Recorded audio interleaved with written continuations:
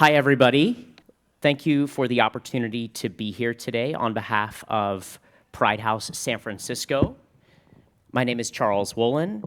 I use he, him pronouns, and I'm the Director of Development for the project, and I'm also a local sports broadcaster here in the San Francisco Bay Area. Pride House is a direct collaboration between the San Francisco Spikes Soccer Club, founded in 1982 as one of the oldest soccer clubs, and the San Francisco LGBT Center. And we started our work in 2024 on behalf of the 2026 Men's World Cup. Our mission is to create a radically welcoming, safe, queer space where all people can freely experience the joy of the World Cup through the eyes of San Francisco. Preserving our intergenerational heritage of queer soccer, our intention is to leave a legacy for the Bay Area using joy and community connection as our guiding lights. Pride House is part of Pride House International, where the first Pride House was formed as part of the Olympic hospitality movement at the 2010 Vancouver Olympics. Our program here in the Bay Area during the Men's World Cup includes 30-plus events across 3 distinct pillars: community and action watch parties, wellness and mental health, and our legacy speaker series like this event today. A quick plug, after this, we're actually doing a viewing party just down the street from here at Yerba Buena Gardens. Hope you can join us. That's in coalition with San Francisco Pride and Into the Streets for the USA-Turkey A game. That starts at 7 p.m. We're going to have drag queens there. We're going to have prizes. We're going to watch the game. Then we're going to have drag queens again. It's going to be awesome. I hope to see you there. Pride House is proudly supported by over 100-plus unique grassroots donors and small family foundations. We are small, but also mighty, and prove that people united can still power organizations.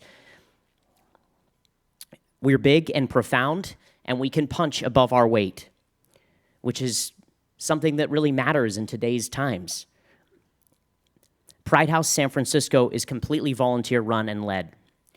Today, you're going to hear from an all-star panel about trans inclusion in sports, something that we've heard all about in the news media over and over and over again. It's also something that's become a topic that a lot of folks have developed various opinions on, really before getting the full picture and perspectives. Unfortunately, as we know, it's being used to divide. And a lot of folks forget that we're talking about humans here. Today, at this Human Rights Summit, we're taking a different approach. We aim to unite so you can hear directly from the people and humans directly involved at the ground level that have the lived experiences. Along with my executive director, Zach Brown, who's on his way here in just a moment, we're thrilled to have this room hear from individuals doing the work and leading the way.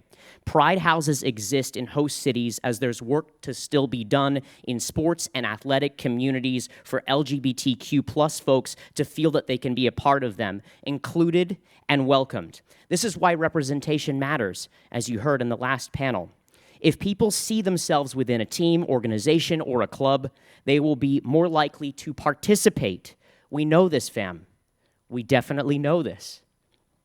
We often talk in our Pride House team circles that we wish a Pride House existed when we were growing up 25, 30 years ago. So here we are. It is 2026, on the eve of San Francisco Pride.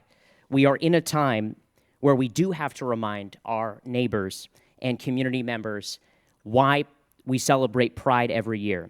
It's also not enough for pro sports teams and their Pride nights to be just one night, but a reminder that the work must be done year-round, 365 days a year. LGBTQ plus folks' existence and well-being and joy is not a belief, it's human rights. So again, here we are. Pride House San Francisco proudly believes in protecting trans kids. Pride House San Francisco proudly believes in the inclusion of trans people in sports. Inclusion is welcoming people with a level of warmth and compassion and kindness that you would want extended to you. At Pride House San Francisco, we want this to be a second home, and so we're going to roll out the welcome mat. So let's do this. Let's meet our panel. We ready to meet our panel? Okay. So first up, Nene Hernandez is a mother advocate and community leader who is passionate about advancing the dignity, safety, and human rights of LGBTQ+ individuals. Her advocacy grew from her experience supporting her transgender daughter, A.B. Hernandez, through challenges that have brought national attention to transgender youth and their families.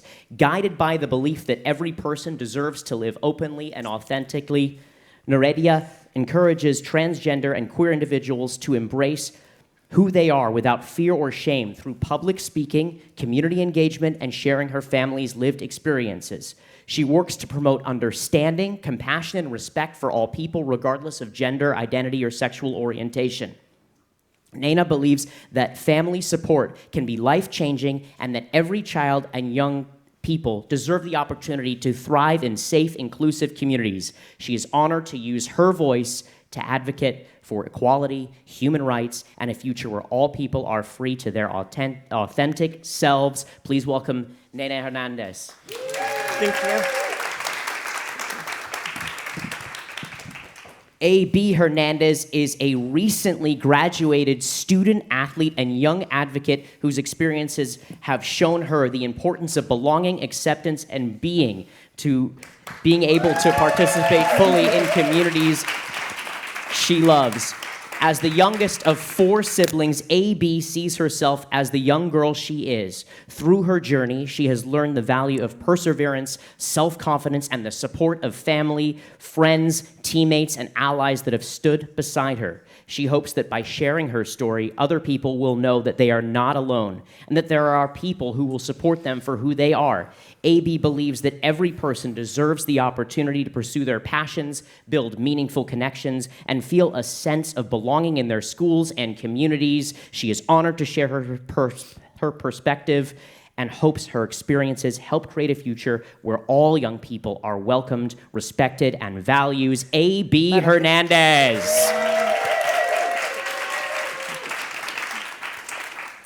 Steve Sell is the current athletic director at Aragon High School since 1996. For over 20 years, he served as the vice chair of the Central Coast Section Athletic Directors Advisory Committee from 1997 to 2017. For the past 25 years, he was the president of the Central Coast Section from the last 5 years, from 2020 to 2025. Steve is now a member of the California Interscholastic Federation Executive Committee.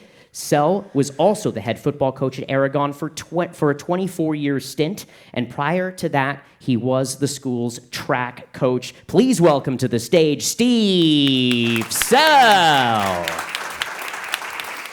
All right, Coach. And finally, our moderator, the captain today, is Christina Carl. She is the sports editor of the San Francisco Chronicle. She joined its sports staff in 2021 after 10 years at ESPN.com. Before that, she was a best-selling author at Baseball Prospectus after co-founding the Sports Think Tank. She is a former member of the boards of GLAAD and Equality Illinois, and in Chicago was very active in community groups focused on police reform and civil equality for LGBTQ+ Americans, and came out as trans in 2002, 2003. Please welcome to the stage, it is my honor and pleasure to turn this over to Christina Carl. All righty, well, thank you all for being here. Thank you for all agreeing to speak on a subject which has no doubt put each of you, and in your own way, kind of in the crosshairs in terms of public attention. Not necessarily wanted, because we would all like to stick to sports, but unfortunately we're in a time in history where we don't get to, when all we want to do is participate, play, write about, or coach, and so or support our athletes. But I guess I want to jump right into it as far as AB's story and kind of getting into trans athletes in California, the CIF championships the last 2 years, and really, AB, when did you decide to want to be a trans athlete? Well, I guess you never really decide to be a trans athlete. I mean, you just go out to play a sport. So, I joined sports because of my friends. They were very insistent that I join volleyball and track. So, I wouldn't really be there if it wasn't for my friends. And how did you encourage AB, Nina? Well, AB pretty much decides, Mom, this is what I want to do. Can you sign the permission slip? Sure. And I'm just supportive, and anything that is positive, why not? Just show my baby that I love her and support her.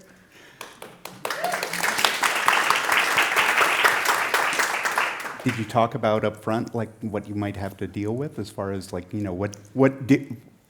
all of a sudden you were walking into a public policy landscape that suddenly is brand new to you, but suddenly you have to become not just master, but really kind of like, that becomes your day-to-day. Like, did you guys know what you were walking into, or was it something that you got support from your school or school district, or what was your experience there? Well, my thing was I signed a permission slip. I thought it was co-ed. I didn't realize it until I started going to the track meets. I was like, okay, but everything was fine. It's just, outsiders didn't think it was fine. Yeah.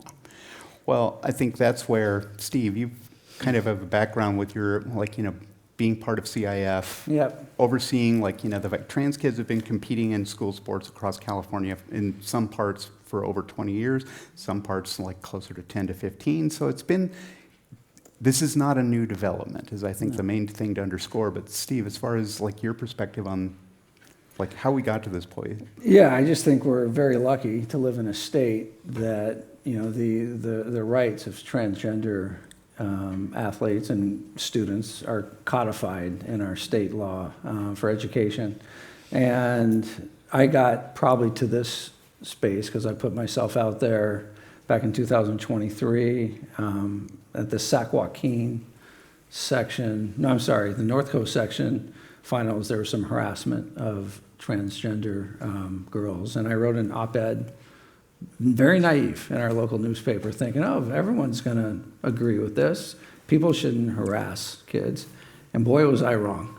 And then a couple years ago, there were some people who acted inappropriately towards a trans athlete competing at our school. And so that and we sanctioned that school, or I sanctioned that school. And so that brought a lot of attention to me personally in defense of, it's funny, it was, being called, and I wear it with pride, trans activist, but I was really standing up for kids.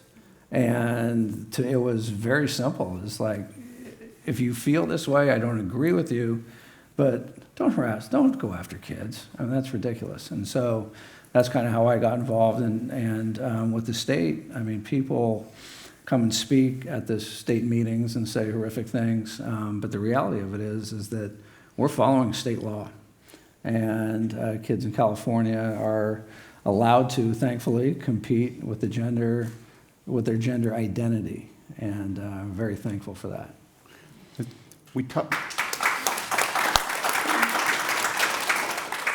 When we were talking about this panel beforehand, we got a little bit into that sports belongs to everybody, and the way in which the values that sports are supposed to inculcate should belong to everybody in any age group, and including those of us who are probably only aged for recreational sports. But I'm curious about that from a perspective both philosophical, as a parent, as an athlete, as a coach, how you feel about sports in its place in your lives and in community and part of belonging. Yeah, I would say that choosing to be an athletic director, it has been my life's work that athletics plays a huge role in the life of a high school kid. And it has huge benefits to so many kids. And so that is, at the core of what I do. The CIF came up with a mission statement a few years ago that, to put shortly, is belong, connect, and compete.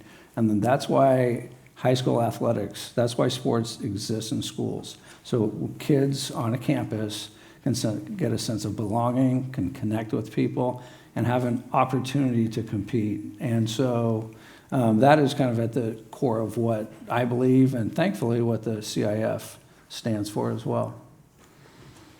Yeah, well, me as a mother, I mean, I've always had my kids involved in sports or, other activities because to me, it's important to keep them busy, keep their mind busy, to, keep them out of trouble. So I do feel it's important, for them to find sometimes friends that they don't find on campus in their sporting events. So I think that's something healthy for the children, all children, so that's why I'm so supportive of them being active and involved in sports. Yeah, for me, I think, sports were my everything growing up. Like, I was always in some kind of sport, keeping my mind going. But for me, it was more about building connections and friendships. Like, being able to go to state, I've, made so many friends from, like, different parts of California. So just being able to keep in touch with those people and just seeing how they're going to be in their future. Like, we're all friends out there, so it's super awesome to be able to, like, be in that space and be able to compete and, like, just have fun. Which is all to the good, but that brings us to the pilot program and like the decision to, I guess, crowd the podium. Steve, if you can give us some background, and AB, I'm interested in your thoughts on like as the moment unfolded, what the two of you were talking about, like when that kind of got handed down, like you were already a really top competitor, and then this gets dropped on you essentially 2 years ago. So, Steve, if you want to explain a little bit about the pilot program and enter Governor Newsom. So this was not something that was voted upon. The CIF has the authority to make adjustments to postseason play in all its forms. And so the executive committee members were told that this was going to be the pilot program. And the initial reaction was, it's like this is, and it kind of sounded like an imperfect piece that they had landed on a decision. And I'm not going to speculate as to what went to the executive director's thought process. But I can say, knowing him and the team that he works with, is that it was measured, it was really thought about, and keeping the law in mind, keeping all the kids in mind, and there was this was not universally applauded by any means. The subsequent meetings after that decision, when both the people who were in support of trans athletes and against them didn't like it, and so it was very, I'd be interested to hear how AB and her mom felt, because it was one of those decisions that nobody was going to be super happy about. And by the pilot program, I should explain that, yes, that this is where they decided that they would essentially create an additional layer or additional category, not even a category, that it was basically that that anybody who competed with AB, like if they finished behind her, they would also, they would make an extra space essentially in the field of competitors, that they would also still get a medal, and you would get a separate medal or if you tied. So it was kind of a ramp, like imposed, as opposed to really kind of speaking to what, like in track events, you think of people who you win or you lose, you're fastest or you're not, you jump the furthest or you don't. But in this, they created this extra layer where then there are both cisgender and transgender athletes who might place in the same place and have to medal in the same place, and making space for more people. But that it ends up kind of conflicting with the spirit of competition, but also kind of created this, like I would say, like literally just kind of segregated you out. And sports, we had desegregated, so it was definitely kind of an awkward thing to impose at the last minute. But I don't know how you guys felt about it in the moment, since it was literally introduced how many days before the championship in 2025? In spring of 25, it was last minute. I don't know when you all heard. We were in Ireland, and I got a call, and it said, "Hey, we're doing this." It's like, "Oh, okay." So I don't know when you found out. Didn't we find out like a week before? Sounds about right. Like a week before, we were actually driving home, and once they uploaded like like where everybody placed, it was like, okay, they're gonna start doing it again. Yeah. but we didn't get any notification until we actually were looking, well, AB was looking Yeah. for placement. So, I mean, me as a mom, of course, I was upset. I was upset because that pilot program was supposed to be only for last year. And for them to implement it again this year, it was just like, what are we doing? Yeah. There's no real issues that have arose from this. We know it's coming from outsiders influencing some of the people, you know, some of the parents, some that are now influencing their own kids, which it's sad. It's sad because if your kids didn't have an issue with it, why are you making that issue? Yeah. So, of course I'm gonna be upset because, you know, AB put in all the work, all the hours after, you know, school, and she got put aside. She got put aside. Her points don't count. And it was heartbreaking I knew it hurt her. I knew it hurt her because it's like she's physically there, but she's kind of invisible because her points don't count. It also, I mean, and coincidentally, it did seem like, you know, at the same time, the governor then chose to make certain podcast appearances and basically weigh in on the subject. So it was, the timing was awkward and a little awful and really not particularly empathetic, I think, particularly to AB's situation. But let's go, setting aside political people for a moment, let's talk about acceptance in sports.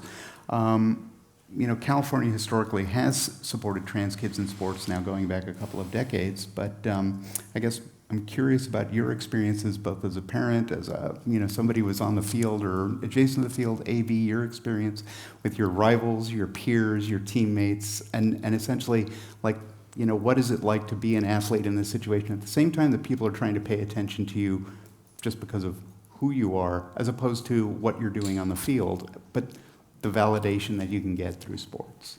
Yeah, I mean, like, it's all very outside, so, like, on the field, we're just, like, all friends. We might be rivals sometimes, competing against each other, but we've competed against each other for, like, years. So it's just all peace and love. We all want the best for each other, and it's just always such an uplifting environment on the field because we're with each other for hours a day. So we really get to know each other and, like, have really good conversations with each other. So I had the honor of being at the track meet this last year to see, as I actually put the first place medal for the triple jump, also with the cisgender girl next to her, knowing the kind of, I think, the awkwardness of that. But just to back up what AB said, where our tent was set up for the awards, we could see where the competitors were. And you could see the camaraderie and the support that, and when you talk about how did the competitors treat her, and it was good to hear this, there are 9, 10 girls just hanging out, competing, doing what field event athletes do, because there's a lot of time where you're just waiting. But I will say about the other thing that the impact AB had on competitors, and I looked it up, and when she was a sophomore, there was one girl who triple jumped 40 feet. When she was a junior, there was 2, and this year there were 4. And so there is, you know, competition is good.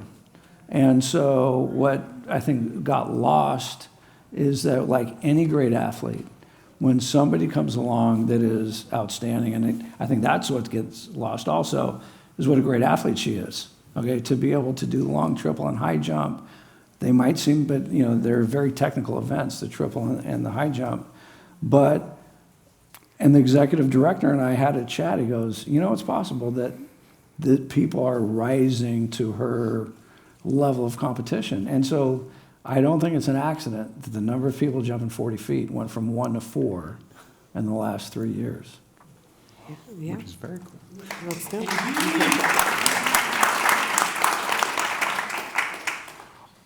It does lead me to, like, you know, the experience particularly in Jurupa. Is it Jurupa Valley High School? Jurupa Valley High School. Yeah, and your experiences there versus your experiences at Clovis, like what were you guys dealing with day to day, both in terms of acceptance, but also maybe with the increasing attention, like some of what was coming at you as, you know, you started placing higher and higher and making headlines? I mean, school was always really fun. People were always making jokes, like basically calling them like dumb and stuff. So it was really nice to have that support at school. And then like as the season progressed, this year I wasn't really at school because we get up a week earlier for us seniors. So the girls would just be texting me. They'd be like, "Oh my gosh, I can't believe this is happening. Like they're so dumb. Like you're so sweet. I can't believe they could say this about you." So just have that reassurance that, you know, my team is still supporting me even though I'm not at school, but still competing for the school. And everyone just like wanted me to go out there and win for us, because I told them that even though I'm going to be out there alone, I'll have all of you in my heart and I'll be competing for you and this school. It's not just for myself, it's for you guys as well.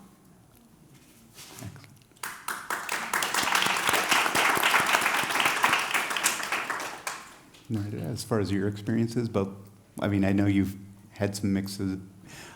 You've had to mix it up a little bit with administrators or some folks in positions of authority down there, but then also like in terms of the experience of coming up to Clovis, finding a gubernatorial candidate, having a press conference on the first day this year.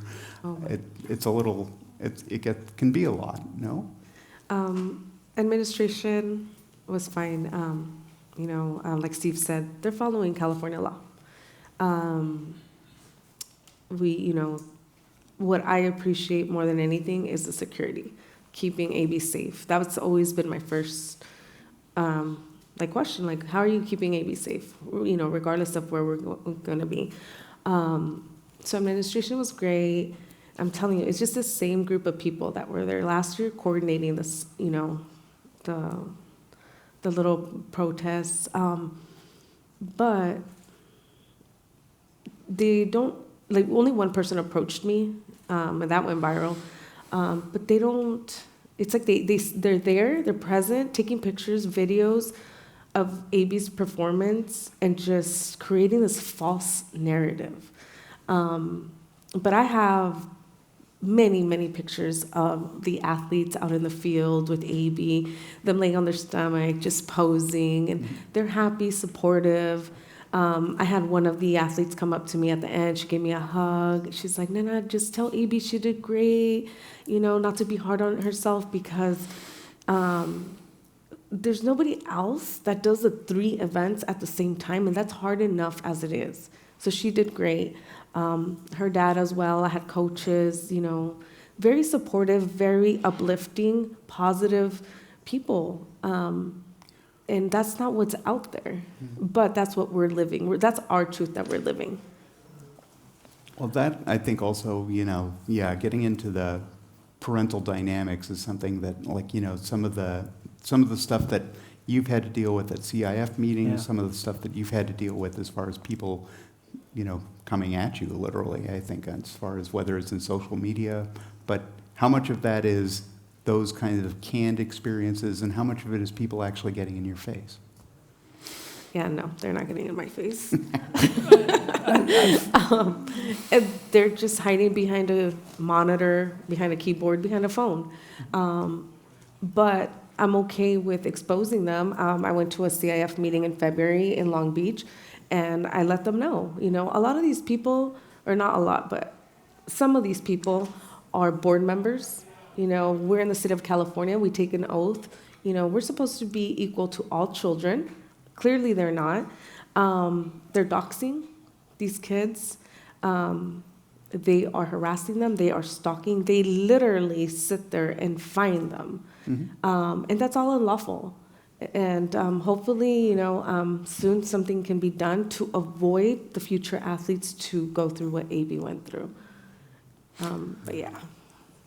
Yeah, well, yeah, so I've been, obviously we share the same experience with the same woman, you know, followed to the hotel shuttle by a woman and harassed from the meeting to the restroom by a woman.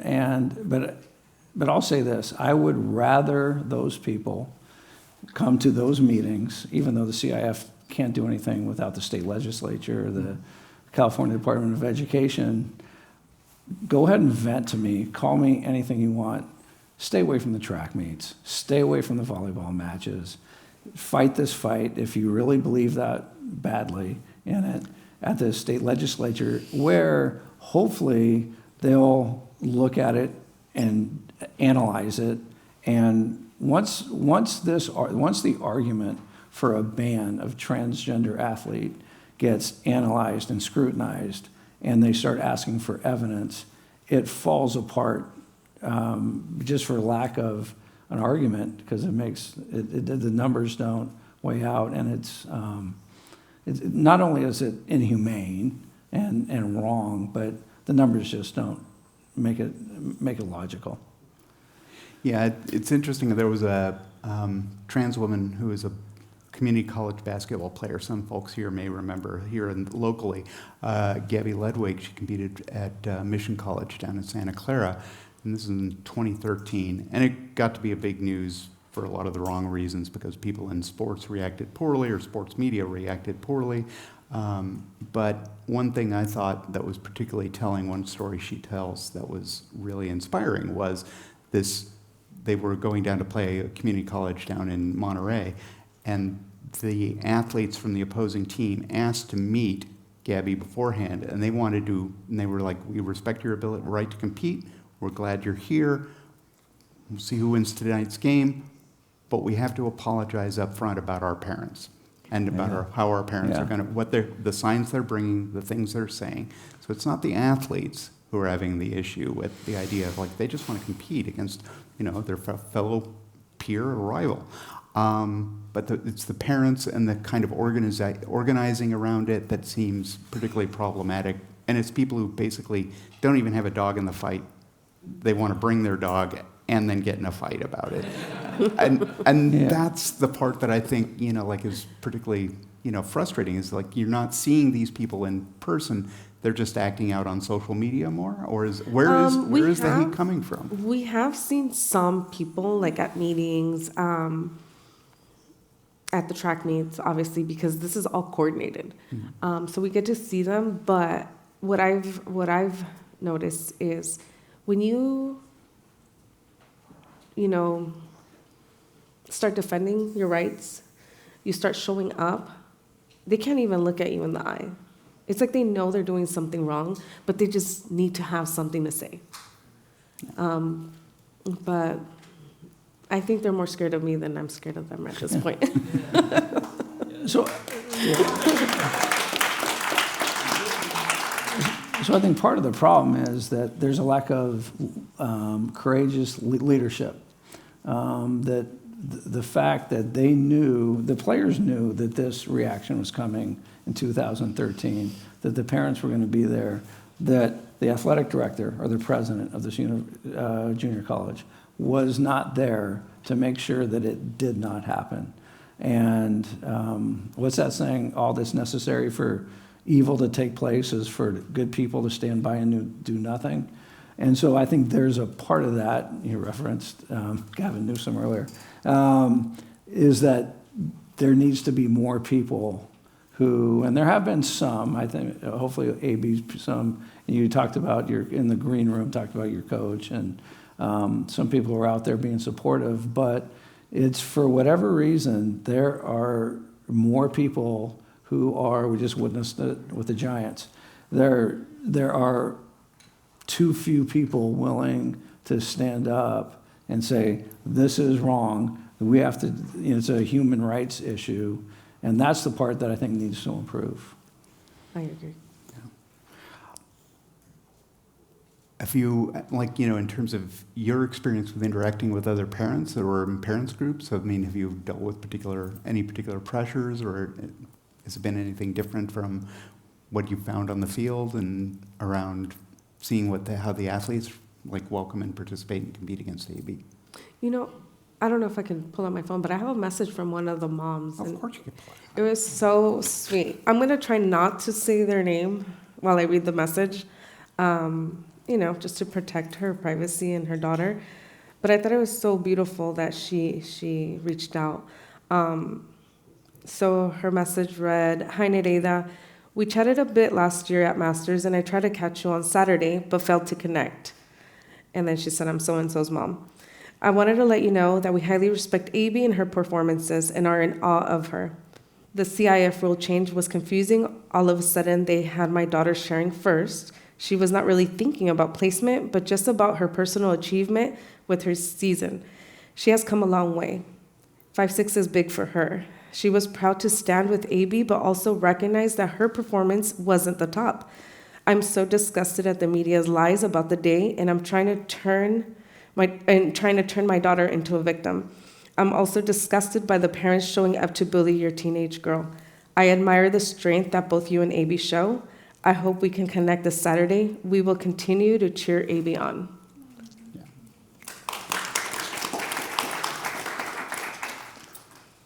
So that's a positive message. I also met a dad, and he was like, "I'm glad I met you.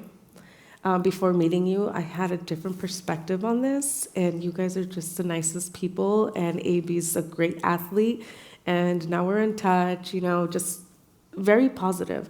And I think that has to do with a lot of the misinformation being put out there. So that's another positive parent, but most of it's positive. Yeah. Well, but that gets into what I think will be my last question before we move into some audience questions, because I definitely want everyone here to feel free to pipe up as needed. But which is the media landscape and where this misinformation is coming from.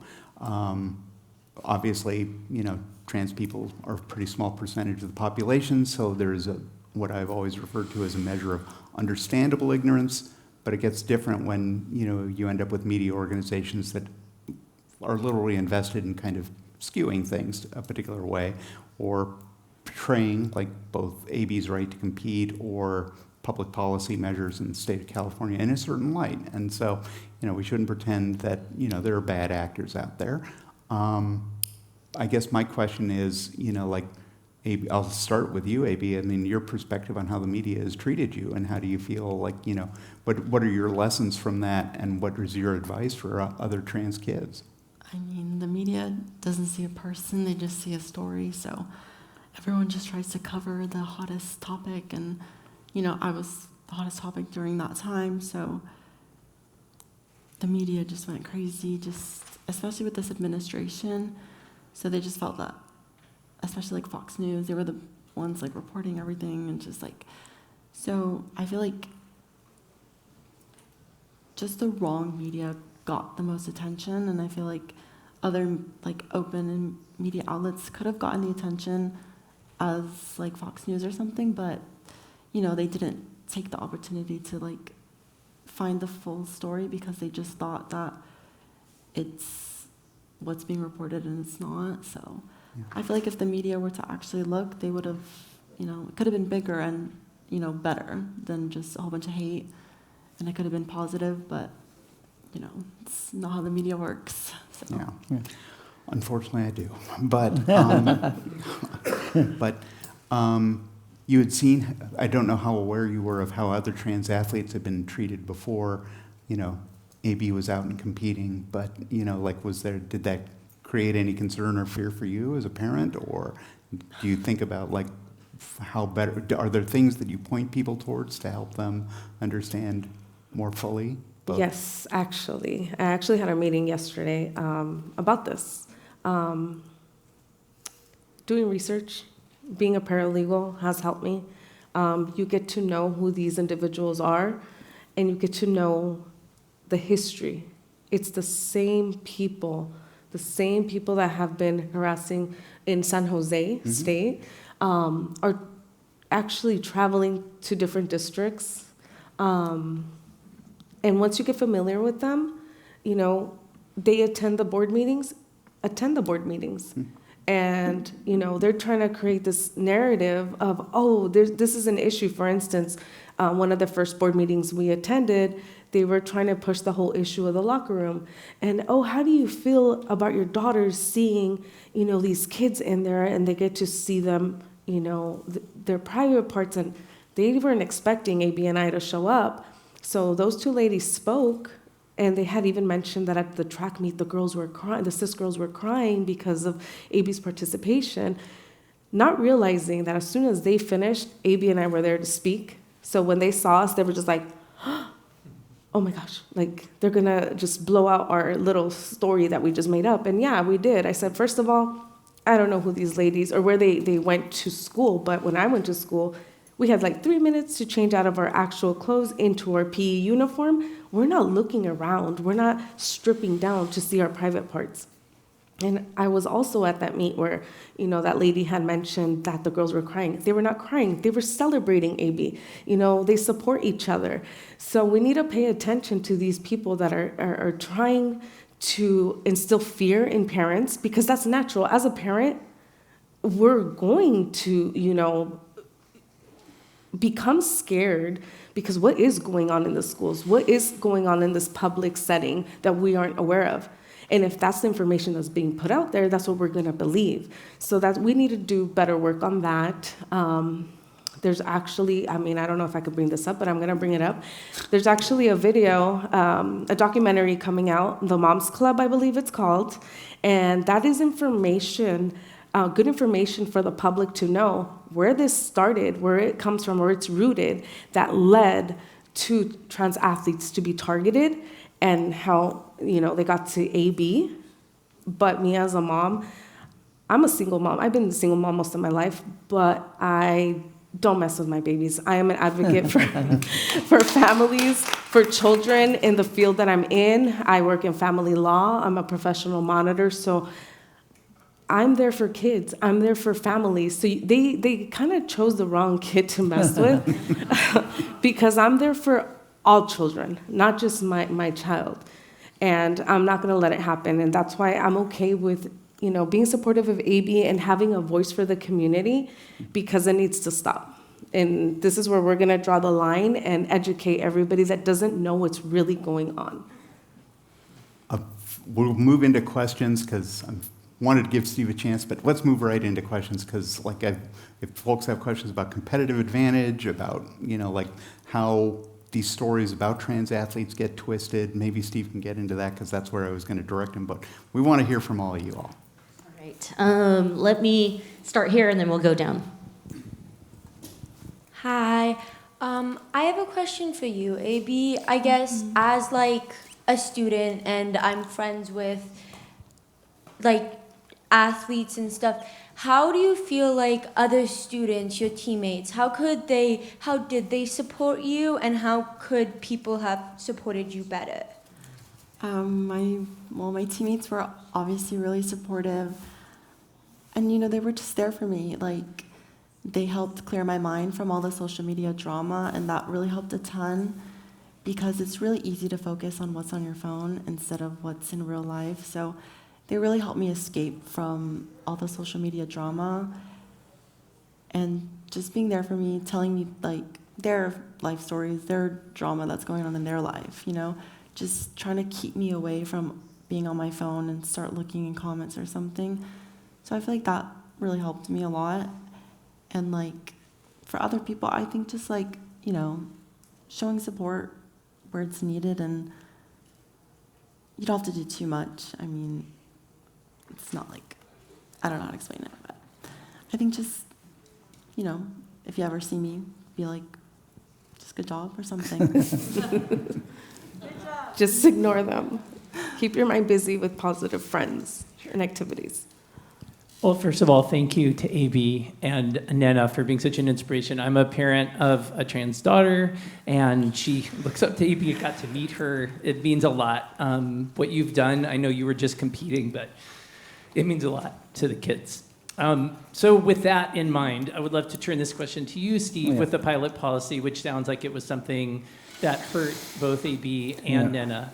And you're here on stage, you have an opportunity to address that directly to them and acknowledge what that felt like for them and what maybe the executive committee could do to make sure there isn't another situation like that for AB Hernandez. And I also want to say, just as a parent, what happened to AB hurt other trans girls. So it wasn't just her, but also my kid and other kids look and say, well, if I succeed, I'm going to be outed in public. and the CIF's not going to be behind me. They're going to say, you're not a real girl in front of the whole world. And that's the thing that trans girls fear the most, is being told that they're not a real girl in the world. And so I wonder if you can address how that maybe, you're on the executive committee, Yeah. you know, how can this not happen again? So for clarification, the way the language was written of the pilot was that it was only going to be for self-identified trans athletes, and so that there was not going to be people investigating and seeing which ones. So it was very carefully, and AB had been self-identified. And I may have said it before, but I'm not going to speak for Executive Director Nichetti because I wasn't there when he decided.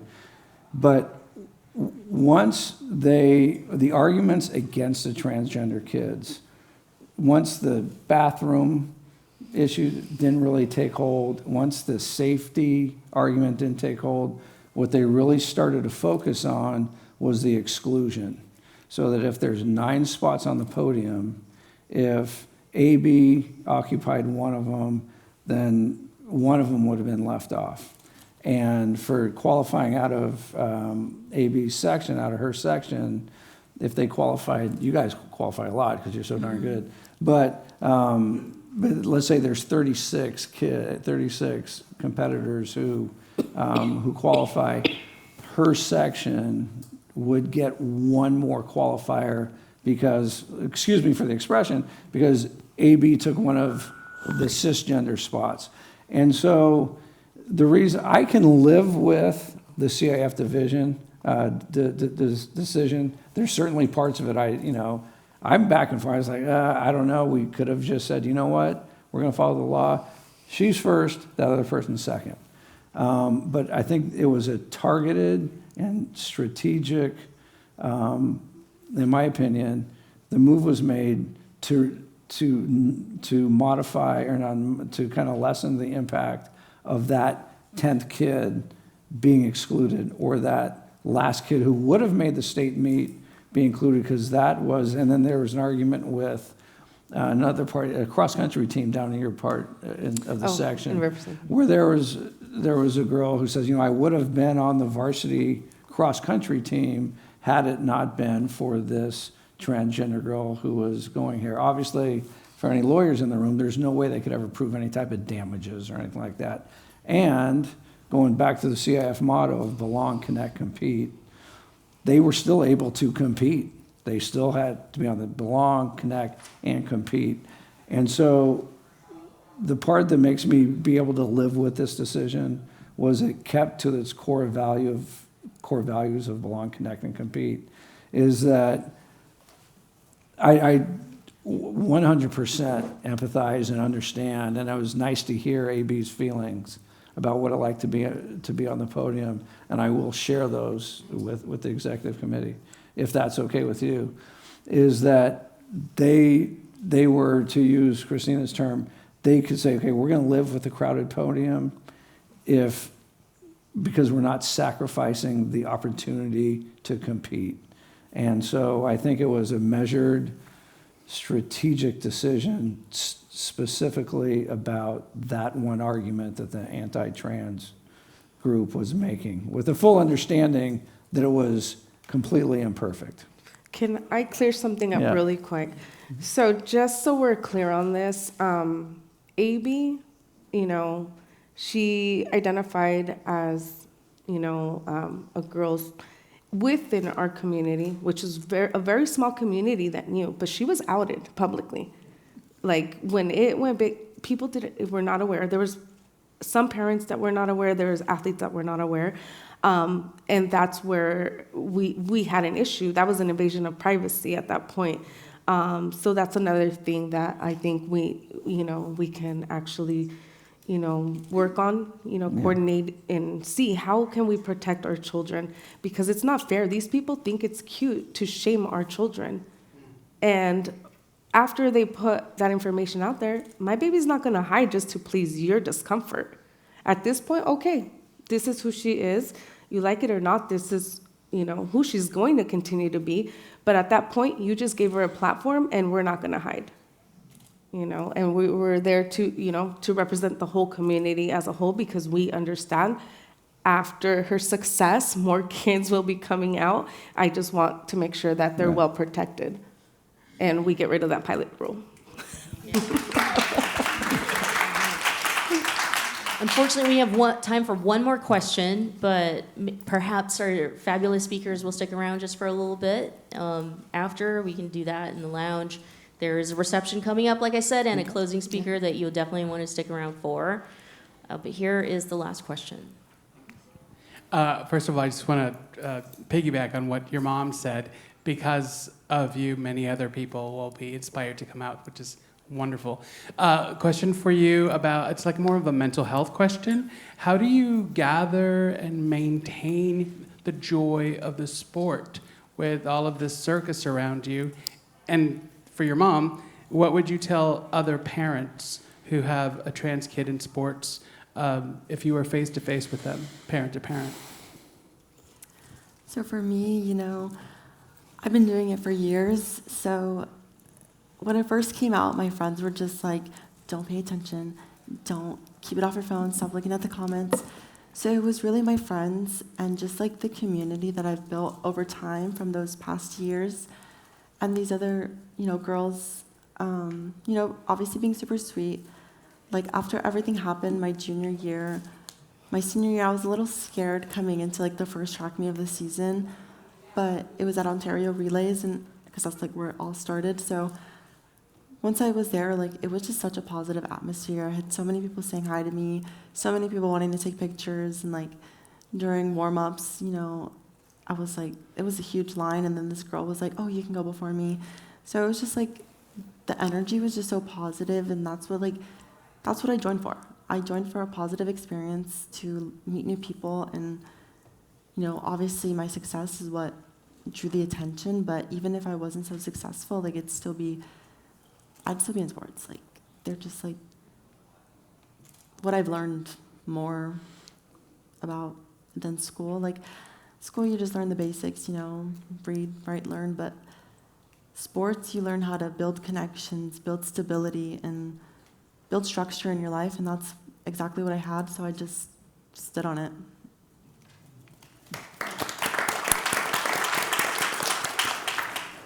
Okay, as for me, well, I've been very supportive. I use a lot of communication.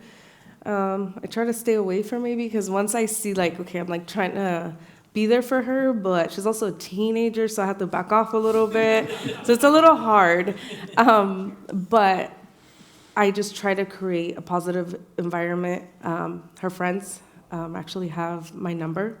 So if something happens, Nena, did you see this? Nena, AB's, going through this. Keep an eye on AB, and vice versa. Like, hey, girls, are you still planning that trip to Disneyland? Please take her out of the room. I don't want her, secluding or getting into a dark space. So I have communication with the parents. So we are all making sure AB's okay. And it comes down to even admin. They notice the change in her behavior. Like, hey, Ms. Hernandez, we're just calling because we noticed something different, and it just creates something positive. Like, I've always told her, look, this is a negative. It's 5 people, and it's the same 5 miserable people. And then we have all this support, which is thousands of people, organizations. We have RFA, we have Pride at the Pier, everybody that's involved in our circle, positive. And they're actually successful people. AB has the support of our senator in our area, the mayor in our area, council members. Those are the people that I tell AB, these are the people you should worry about. These people are nobodies. So I always try to focus, the attention more on the positive and the letters that she has received, gifts she's received. I'm this is what you should focus your energy on.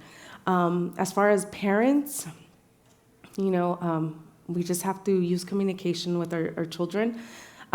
If we need to get them mental health, psychology.com, we can research who's LGBTQ plus supportive. look for somebody so they can actually vent, because they're not going to vent to us. Well, AB has some, but it's hard. So it's always better to have, other people, maybe the friends, the parents, the therapist. And I spoil AB. I honestly, I took her on a trip in November because I felt like the pressure, and I was like, I can't do this anymore. Like, I can't do this one more season. Let's just get away, come back, recharge.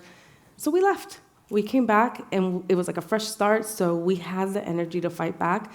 But I think those people were more tired than we were, so they didn't get as much attention this year. And now this kid wants to go on another trip, so hopefully I'm able to give her that. Obviously, I have to work extra hard because she's expensive, but just have that bond with your child. Have that bond. This is the time where they need us the most. Instead of giving them our back, use communication. If we don't understand, let's educate ourselves. AB will tell her story one day. At first, like, I've always been supportive, but I didn't understand, so it was a challenge. Due to my upbringing, machista household. But I'm not going to throw my kid in the street. I'm not going to not feed her or turn my back and not understand. It's more of educating myself and meeting other parents, other trans youth. But I couldn't. I am actually a mandated reporter, so I report people when I see the abuse. So how can I not be there for my own kid? It's been a ride, but it's worth it because I've learned a lot. Can I say one more thing before we go? I just want to say publicly that I couldn't be more thrilled to be up here if Steph Curry were sitting here. I mean, as someone who has been a part of this issue and an athletic director and someone in education, and the best part of my job is to see kids doing amazing, courageous things. To sit up here and to share a stage with you, AB, so much respect for you, so much admiration, and the mom, that it's just a true honor to share the stage with you. Thank you, Sue. Yes. And before, I'm going to interrupt you, Christina. So yes, before I let Christina speak, I want to let AB know how proud I am as a mother, because she kept going. She represented who she is, and that is very important. That is very important, not to let others decide who you are or what you can and can't do. And I'm very proud of you.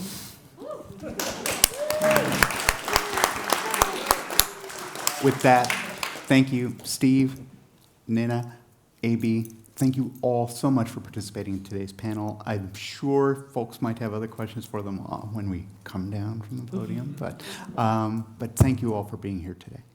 All right.